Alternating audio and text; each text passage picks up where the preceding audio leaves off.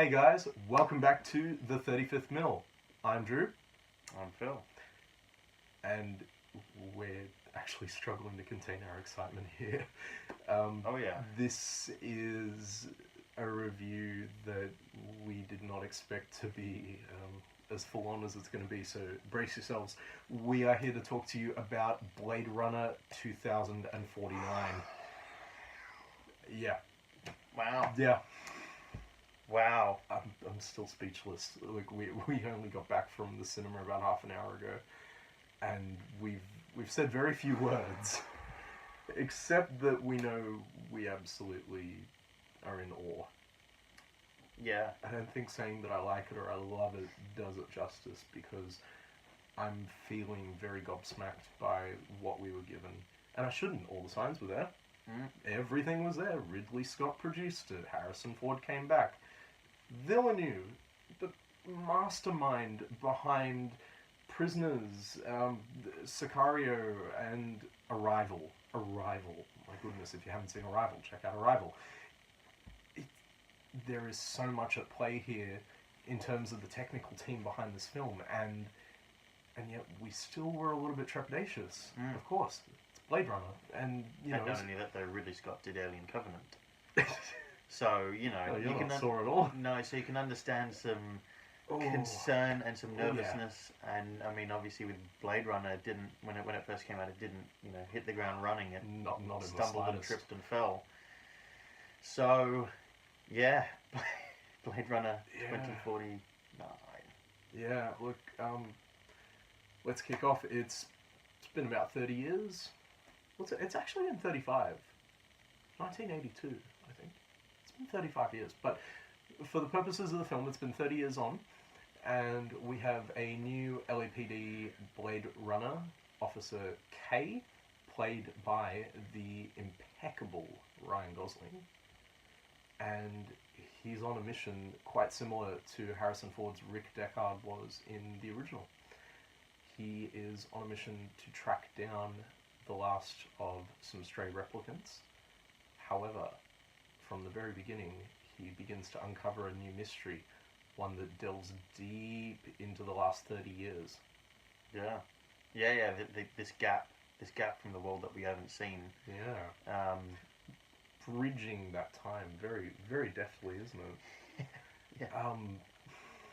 Man, we can't say much because we can't. No, we do not. This is one film I'm absolutely hand on heart here, being as honest as I can. I do not want to give away a single thing about this film. No. I don't, because it very, very well might win, in my own personal opinion, Oh, mine too. a very important award to me. Yeah. And that is my rating for Film of the Year. This film has, I think, one obstacle left to win that, and that is a Star Wars film later in this year. Yeah. This film, though,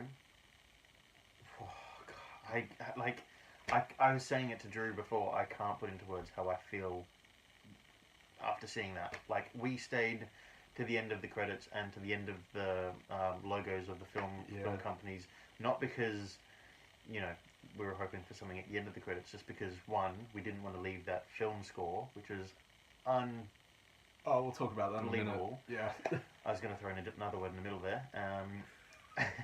And also because I just didn't want to leave. I was shocked. No. I was rocked to my core. My cotton socks, which I'm not wearing, were blown off.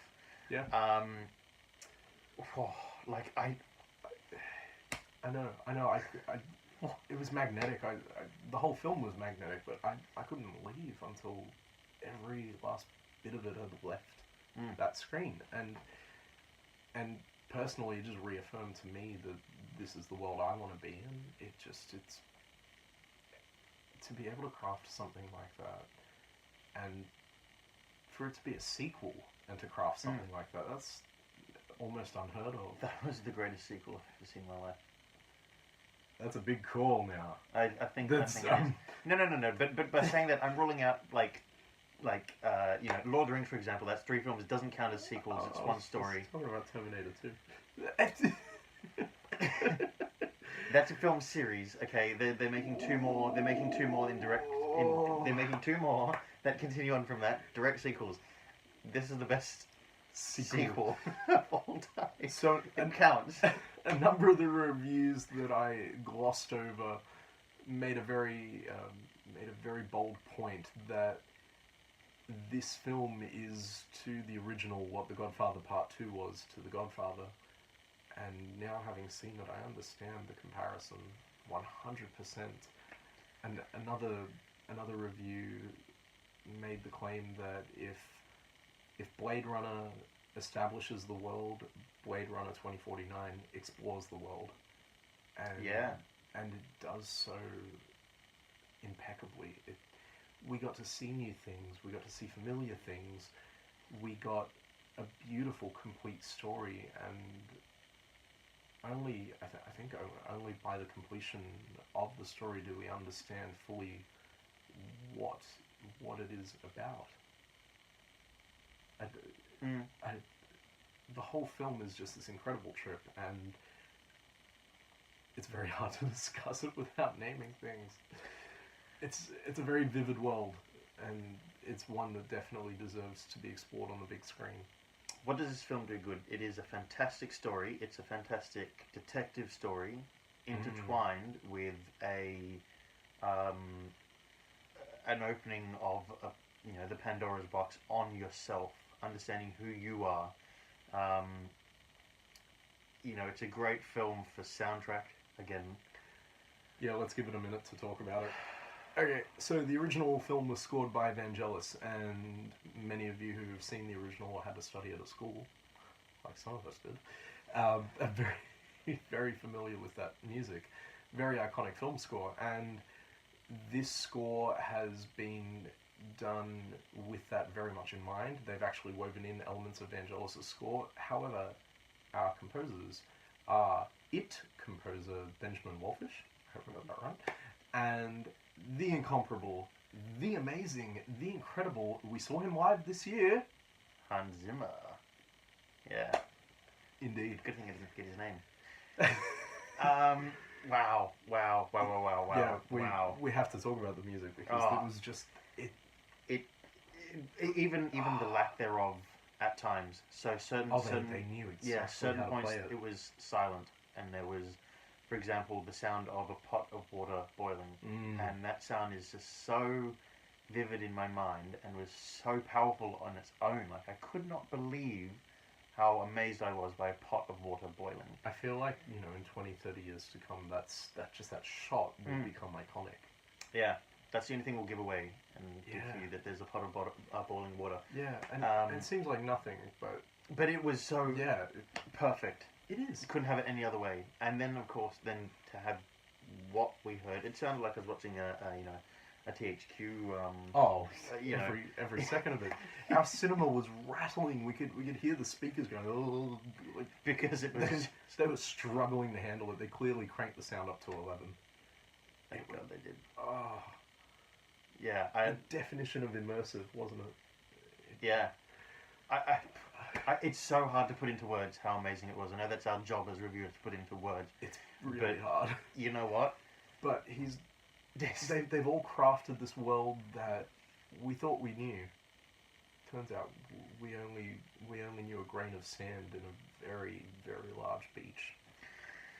Scores. I'm not going first. You're going first. Oh, okay. The problem is, if I give my score, then Star Wars may struggle later. Well, should I give my scores first then? No, I'll do it. Yeah. Okay. Technical 10. 10. I did it. I gave my 10. Yeah, I can't fault any of it. I really can't, No. because even the only thing that slightly niggled at me, I'm still perfectly okay with. And I'm not going to say what it is, because that would detract from it all. But even that was it was purely a little personal taste thing. That's all it was. And then, every element of it was so carefully, painstakingly produced. And you could tell this was a director who was he'd worked so hard to become established and to become his own thing, and then he was given the keys to the kingdom, to his favorite toy to play with, and to make something new with it, and he did. He absolutely did. Now, on a personal note, it's not hard to figure out where the number's going to round up. 10. 10. Easily the best thing I've seen this year. Without question. Star Wars is going to be a really hard act to follow, and based on the scores I've given it, it can only tie. Yeah, technically, that's true. Yeah, so... Over to me. Well, this is easy for me. This one other film that we haven't reviewed it yet, and one film that's yet to come out, namely Star Wars. I don't know how the hell I'm going to pick which one's number one, other than giving it a tie, which I don't want to do, but I might have to, because this is getting a 10 on both technical and personal. It's not even a question. Like it just to give it anything but that, you're an idiot, pretty much, because this is. We were just mesmerised. We stood there. We got up out of our seats because everyone else had left. We got out of our seats. And instead of walking out of the cinema, we stood there and leant against the wall. Shuffled along. Because we just couldn't leave the screen. We couldn't, finish seeing the red font letters disappearing off the screen. We had to stay there until every single one had gone. It was just impeccably done. Set design was phenomenal. The scene and location choices were just amazing. The colour spectrum was unbelievable, and the contrast between pollution to, not radiation, but just lack of people. Everything was just so well done, and the sound and the soundtrack and the visual, everything was just perfect. Everything was perfectly. The actors did an amazing job. They did. There are so many little sound effects that were used in that film that are just buzzing around in my mind, and I genuinely hope this thing sweeps up every technical category at the Oscars. It just did such an amazing job, and I'm so happy that I saw it, and I'm looking forward to going again. We're going to IMAX to see that one next. I think it earned it. Yeah. It really did. I just cannot believe how phenomenal that film was. It is, again, I don't know where to put it for film of my top 10 films for the year, because... Do you know something? There's a very famous line in the original, and they used the line again in this film. And when they said it in this film, it absolutely embodied its own story. It felt very meta. More human than human. And I felt like the story itself tapped into something that was more human than anything else that we've seen for some time. Yeah. If you agree with us, or if you disagree with us, please leave your comments in the comment section below here. Yeah. Visit us on Facebook at The 35th Mill. Be sure to stay tuned to find out what our top 10 films of the year are when it gets that time, end of the year. We're not doing it just yet. Yeah. But we're trying to think of it, and it's almost impossible. We're counting down. Yeah. We've seen over 40 films this year, I Don't think. say that to Smite, that's a lot of money. I know. That's my money. Anyway, until next time, guys. Yep. Yeah.